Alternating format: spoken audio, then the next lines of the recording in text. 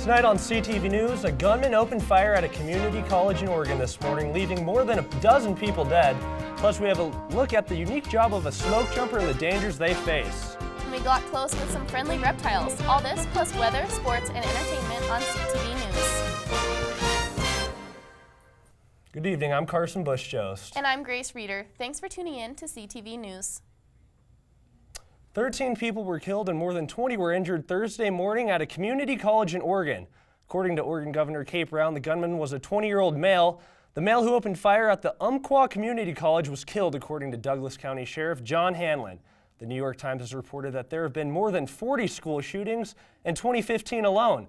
President Obama spoke about the shooting Thursday afternoon and expressed his feelings for more common-sense gun restrictions. CSU Health Physics graduate students will discuss their 2014 trip to Fukushima on Friday, October 2nd.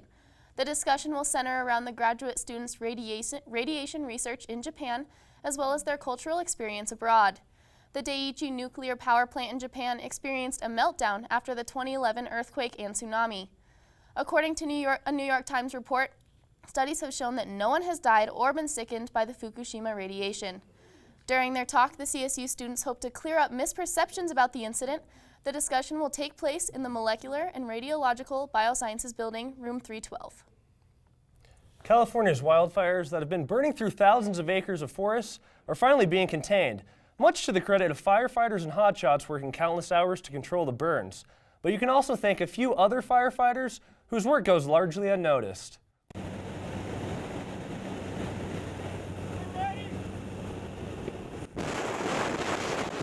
It's one of the most dangerous jobs in the world, combining skydiving and firefighting into one. Smoke jumping, a high adrenaline task that most have not even heard about. We're looking at the smoke, the terrain, and of course we're looking for a good jump spot. Jeffrey Butler was a former smoke jumper based in Redding, California.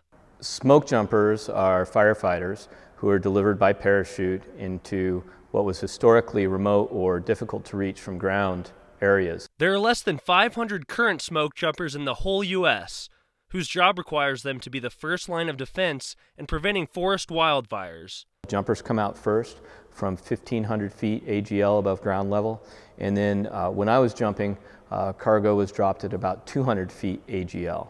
After the smoke jumpers have landed, they'll head to an area surrounding the wildfire where they'll clear out dead trees, dead brush such as this, and other things that could make the fire easily spreadable. You're trying to take away the fuel from the fire so it doesn't have anything to burn anymore, and that's where we come in with hand tools and chainsaws. Justin Whitesell was also a former smoke jumper stationed in McCall, Idaho, but all jumpers have to be ready to fly to any fire across the country at any time. We may say, hey, we need 5 people to go to Oregon, so the top 5 people would go to Oregon. And they could be gone the whole summer, they could be back in 2 weeks, they could be back in a week. So you just really never knew where you were going, what you were doing. You kind of lived out of a bag. Smoke jumpers must be prompt and prepared, as they could spend up to 48 hours in the wilderness fighting the fire. It's a tough, taxing job, and the average length of a career is only a few years. But Justin Whitesell says he'd do it again.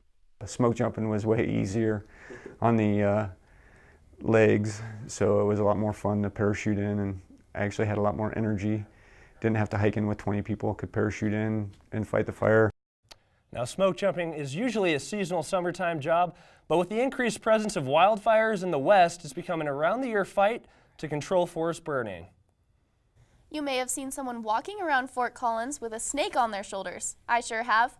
I had the opportunity to meet the family behind the Northern Colorado Herpetological Society and the man who carries his snake, Rajan, around CSU.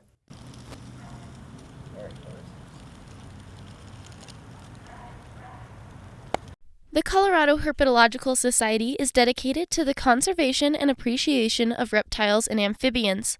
Northern Colorado has its very own herpetological society right here in Fort Collins. So we hooked up with the Colorado Herpetological Society. We started going to meetings down in Denver, and we became members down there because it was such a far trip down there, and Fort Collins was such an open area with CSU and all the stuff going on. We talked to them down there, and the herpetological societies have been around for well over 100 years. They're well established, and we thought, was there a conflict if we started one up here? And he said that they were all over it. The Northern Colorado Herpetological Society rescues and cares for many animals with the help of the CSU veterinary program. They're our exclusive veterinary source. CSU is their exotics department, is like #1 in the nation.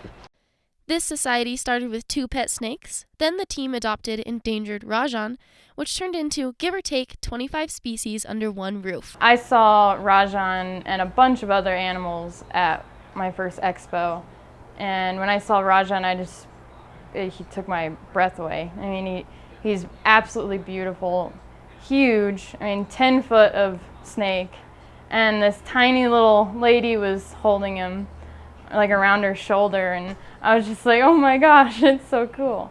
And I figured, well, if she can do it, I can do it. I'm here with Rajan, an Indian rock python. Rajan means king in Hindi. The Northern Colorado Herpetological Society hopes to open an amphibian and reptile education center / animal sanctuary. It would be a huge educational center.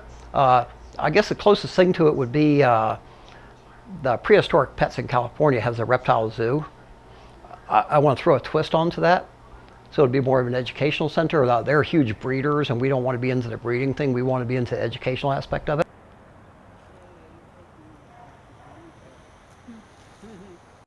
The Society has many available reptiles for adoption, and you can find them through their Facebook page by looking up Northern Colorado Herpetological Society.